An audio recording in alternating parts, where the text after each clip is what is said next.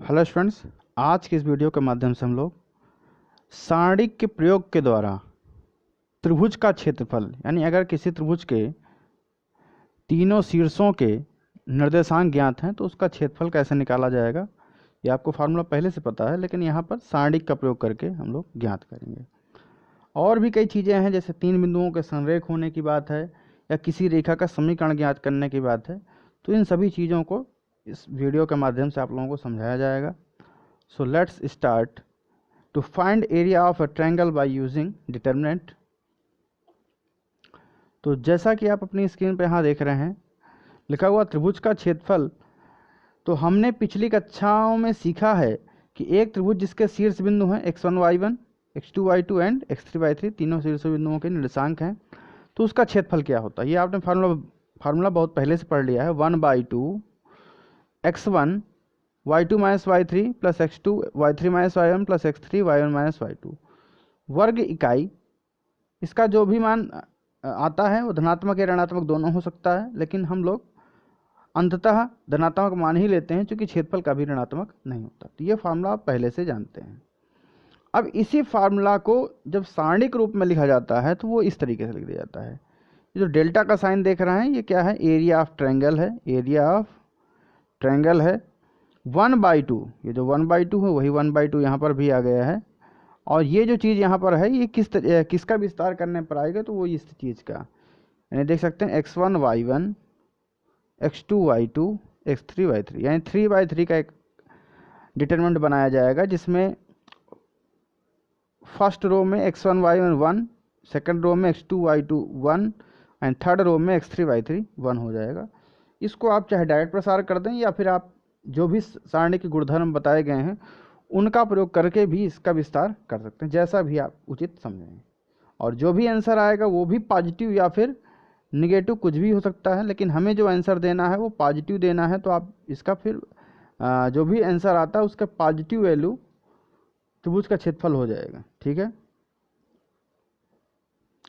अब इसके संबंध में यहाँ पर देखिए टिप्पणी की गई है, क्योंकि क्षेत्रफल एक धनात्मक राशि होती है इसलिए हम सदैव सारणिक का निरपेक्ष मान लेते हैं। यानी कि जैसे मान लीजिए आपका -4 भी आ जाता है इस फार्मूला के द्वारा, तो आप उसको आंसर में लिखेंगे अतः त्रिभुज का क्षेत्रफल 4 वर्ग इकाई है या 4 वर्ग मात्रक है, 4 स्क्वायर यूनिट। ठीक है। यदि क्षेत्रफल दिया गया, ध्यान दीजिए यहाँ तक तो बात रही कि हमारे पास 3 बिंदु रहेंगे, 3 बिंदुओं का मतलब उनके निर्देशांक ज्ञात रहेंगे और हमें क्षेत्रफल निकालना होगा, तो इस सूत्र का प्रयोग किया जाएगा। अब बात यहाँ पर यह आ जाती है कि यदि ऐसा हो कि क्षेत्रफल दिया गया हो तो गणना के लिए हमें क्षेत्रफल का धनात्मक और ऋणात्मक मान दोनों का प्रयोग करते हैं। मतलब यह है इसका, कई बार ऐसा होता है कि क्षेत्रफल बता दिया जाता है और जैसे बिंदु बता दिया गया, एक बिंदु 2,3 है, एक बिंदु है 1,7 है और बाद में एक और बता दिया गया मान लीजिए k,2 है। अब कहा गया कि इसका क्षेत्रफल कुछ भी बता दिया गया, 2 है, 2 वर्ग इकाई है, 4 वर्ग इकाई, इस तरीके से कुछ बता दिया गया। और उस कंडीशन में आपको क्या निकालना है, के की वैल्यू निकालना है। फाइंड द वैल्यू ऑफ के। ध्यान से सुनिए, आपको त्रिभुज के 3 बिंदु दिए रहेंगे, जैसा कि यहाँ पर आप देख सकते हैं 2, 3, 1, 7 k,2। अब एक एग्जाम्पल बताया जा रहा है यहाँ पर। तो यहाँ पर देख सकते हैं आपको के नहीं मालूम है, तो उसमें क्वेश्चन में दिया होगा कि ये 3 बिंदुओं से निर्मित त्रिभुज का क्षेत्रफल ये है, यानी कुछ भी 4, 5, 6 या कोई भी संख्यात्मक मान या जो कुछ भी दिया हो तो वो आपको दिया रहेगा और कहा जाएगा कि अतः इससे के का मान ज्ञात कीजिए। तो हम तब भी इसी सूत्र का प्रयोग करेंगे, 1/2 x1 y1 x2 y2 x3 y3। और इस तरीके से सूत्र का प्रयोग करने के पश्चात यहाँ पर 1/2, यहाँ पर जो भी x1 y1 x2 y2 x3 y3 ये हमारे पास जो भी बिंदु हैं वहाँ पर यहाँ पर रखे जाएंगे। सॉरी, 0 नहीं, ये संकेत रूप में बताया जा रहा है। यहाँ तो 1 1 1 रहेगा। और इसके बराबर जैसे मान लीजिए 4 दिया गया है तो यहाँ पर हम केवल 4 नहीं लिखेंगे, +-4 लिख देंगे। और इधर वाले लेफ्ट साइड को विस्तार कर देंगे। विस्तार करने के पश्चात के रूप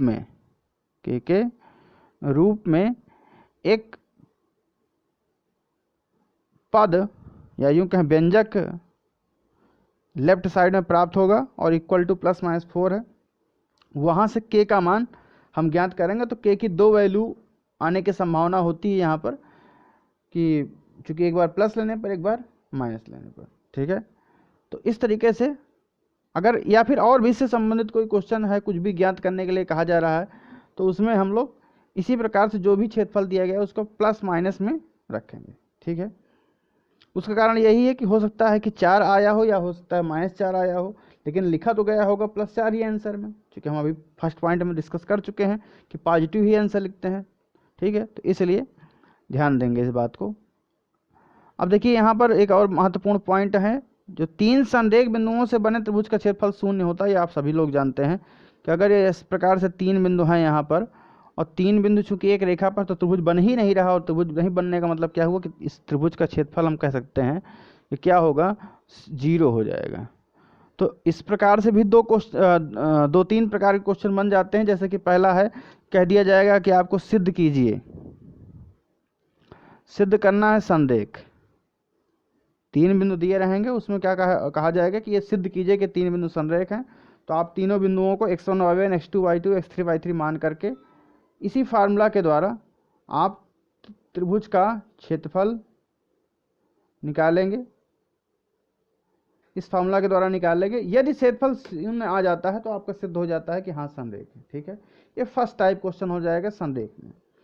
सेकंड टाइप की बात करें तो आपको कहा जाएगा कि हाँ पहले से ही मालूम है कि बिंदु संरेख हैं, बिंदु क्या है, संरेख हैं।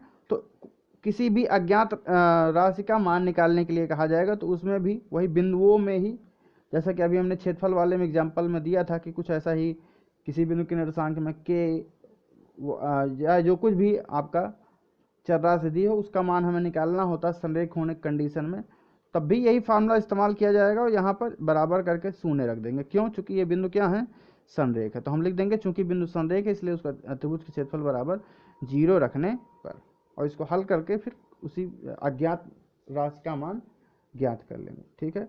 या ऐसा भी हो सकता है कि आपसे कोई प्रतिबंध निकालने के लिए कहा जाए, ठीक है। तो आइए देखते हैं आगे।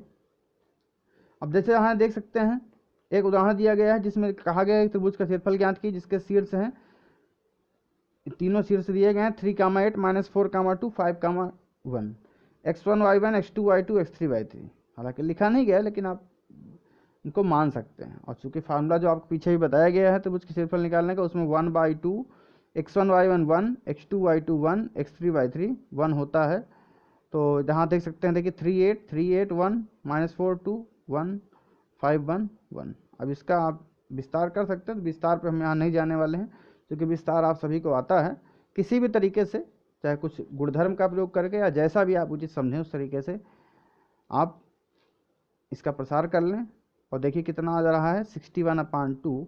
तो आप कह सकते हैं यहाँ पर लिखेंगे कि अतः त्रिभुज का क्षेत्रफल बराबर 61/2 वर्ग इकाई है, ठीक है। अब यहाँ पर देखिए, जैसे कि अभी आपको डिस्कस किया गया कि किस प्रकार से क्वेश्चन इस फार्मूला के द्वारा हमें हल करने पड़ते हैं, तो उसी में एक और महत्वपूर्ण क्वेश्चन बन जाता है। जैसे कि हाँ, उसका फार्मूला यहाँ पर हम आपको बता रहे हैं, लिखा हुआ देखिए, पढ़ लीजिए। Prove that the equation of a line through the distinct points a1 b1 a2 b2 can be written as. देखिए कि दो दिए गए बिंदुओं से होकर जाने वाली रेखा का समीकरण आपने 11th पढ़ लिया। वो क्या होता है, देखिए यहाँ पर y - y1 y2 - y1 upon x2 - x1 and x - x1। ये फार्मूला है आपका x - x1। तो ये फार्मूला है, लेकिन अब इसको यहाँ पर नहीं अप्लाई करना है, इसको हमें सारणिक के माध्यम से दिखाना है। तो देखिए यहाँ पर क्या करेंगे हम लोग, ये डिटर्मिनेंट, किसका डिटर्मिनेंट, हालांकि यहाँ पर एक आव्यूह के जैसा आपको दिखाई दे रहा है, तो आगे इसीलिए डिटर्मिनेंट लिखने की आवश्यकता हो, चूंकि जो आव्यूह है, वर्ग आव्यूह है 3 कोटि का, तो उसके डिटर्मिनेंट की वैल्यू क्या रखना है, आपको 0 रखना है। तो यहाँ पर फार्मूला क्या बना कि determinant of this matrix equal to 0, और इस मैट्रिक्स के अंदर क्या रहेगा, देखिए x y 1, फिर यही जो बिंदु दिए गए थे a1 b1 1 a2 b2 1, ठीक है। अब इसको आप समझेंगे इस तरीके से कि देखिए ये भी क्या बता रहा है कि 3 बिंदु संरेख हैं। दरअसल देखिए जैसे हमारे पास ये एक बिंदु हो जा रहा है यहाँ पर क्वेश्चन के अनुसार A1 B1 हो जाता है, ये बिंदु हो जा रहा है मान लीजिए A2 B2 हो जा रहा है, और एक चर बिंदु जो कि XY लेते हैं, आप सभी जानते हैं XY। अब तो ये 3 बिंदु क्या हैं, ये 3 बिंदु क्या हैं, संरेख हैं। और संरेख की कंडीशन बताई गई थी कि आपको इसी फार्मूला का इस्तेमाल करके बराबर 0 कर देना है। तो जो कि फार्मूला में यहाँ 1/2 भी होता है, तो 1/2 तो उधर 0 की पहुँच जाएगा ना, तो 1/2 से तो कोई मतलब है नहीं, 1/2 है, उधर जाकर के आपका 2/0 से मल्टीप्लिकेशन हो जाएगा 0 का, तो सो 0 ही आएगा। तो इसलिए हम डायरेक्टली कह सकते हैं कि इस मैट्रिक्स का जो डिटरमिनेंट है वो क्या होगा, 0। और इसको सॉल्व कर लेंगे डिटरमिनेंट का प्रसार करके, तो एक्स वाई के रूप में एक प्रतिबंध बन जाएगा, एक समीकरण बन जाएगा। यही क्या कहलाएगा, हमारे अभीष्ट रेखा का समीकरण बन जाएगा। या आप इसी को और सरलतम रूप में यहाँ पर देखिए बताया जा रहा है कि x1 x1 y1 1 x2 y2 1। देखिए चाहे वो a1 b1 a2 b2 कहा जाए या फिर x1 y1 x2 y2 कहा जाए, उससे कोई फर्क नहीं पड़ता है। तो यहाँ पर हम देखिए डायरेक्ट सांडिक लिख रहे हैं, यहाँ पर डायरेक्ट सांडिक लिखा गया है, और इस सांडिक की वैल्यू क्या हो जाएगी, 0 हो जाएगी। एक्स वाई क्या है, चर बिंदु है, यहाँ ये नहीं बदलेंगे, ऐसे ही एक्स वाई लिखा रहेगा। x1 y1 आपके पास यहाँ पर देखो दिया रहेगा, x2 y2 भी दिया रहेगा, ठीक है। चाहे उसको हम a1 b1 कहें, चाहे x1 y1 कहें, ये आपको यहाँ दिया रहेंगे, बराबर कर देंगे 0। तो इससे आपका क्या पता चल जाएगा, रेखा का समीकरण पता चल जाएगा। तो ये एक और उपयोग हो गया। अब आइए देखते हैं एक उदाहरण, इसके माध्यम से समझते हैं इन चीज़ों को। जैसा कि यहाँ लिखा हुआ है कि सारणिकों का प्रयोग करके बिंदु दिए गए हैं A 1,3 B है 0 0 को जोड़ने वाली रेखा का समीकरण ज्ञात कीजिए। देखिए अभी अभी आपको बताया गया है रेखा का समीकरण ज्ञात करना। तो यहाँ पर माना AB पर कोई बिंदु P x, y है, तब त्रिभुज ABP का क्षेत्रफल क्या होगा, 0। अब देखिए चाहे एक्स वाई ऊपर लिख दिया जाए यहाँ पर, या फिर लास्ट में लिख दिया जाए या बीच में लिख दिया जाए, उससे कोई फर्क नहीं पड़ता है। तो जैसा भी आपको सुविधा लगे, जैसा भी आपको अच्छा लगे वैसे आप कर सकते हैं, उससे कोई फर्क नहीं पड़ रहा है।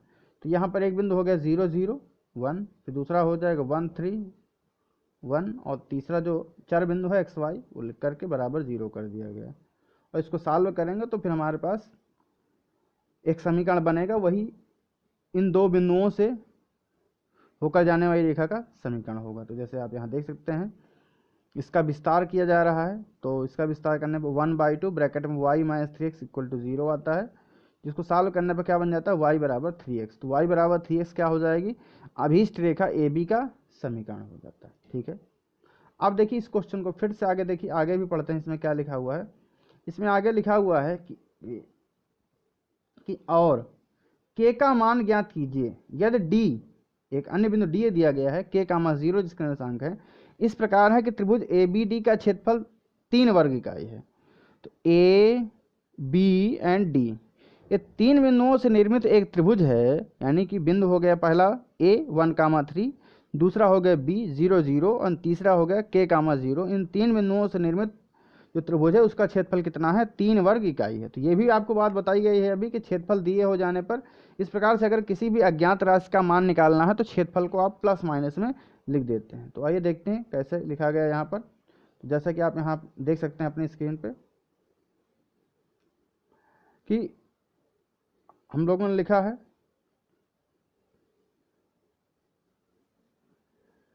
कि किंतु त्रिभुज ABD का क्षेत्रफल कितना है, 3 वर्ग इकाई है। तो 3 वर्ग इकाई है, तो वैसे ही जैसे जहाँ पर आपका एक्स वाई था वहीं पर हमने जो तीसरा बिंदु था वो K, 0 रख दिया। इसी में दो बिंदु तो पहले से ही रखे थे 0 0 1, 3, और एक्स वाई था जो चर बिंदु था, तो इसी में हमने क्या कर दिया, इसी में एक K, 0 जो तीसरा बिंदु बताया गया D उसको रख दिया। और देखिए क्या प्राप्त होता है यहाँ पर। तो आप देख सकते हैं यहाँ पर 1/2 पहला बिंदु 0 0 1, दूसरा बिंदु 1, 3 1, और तीसरा D बिंदु K, 0 1।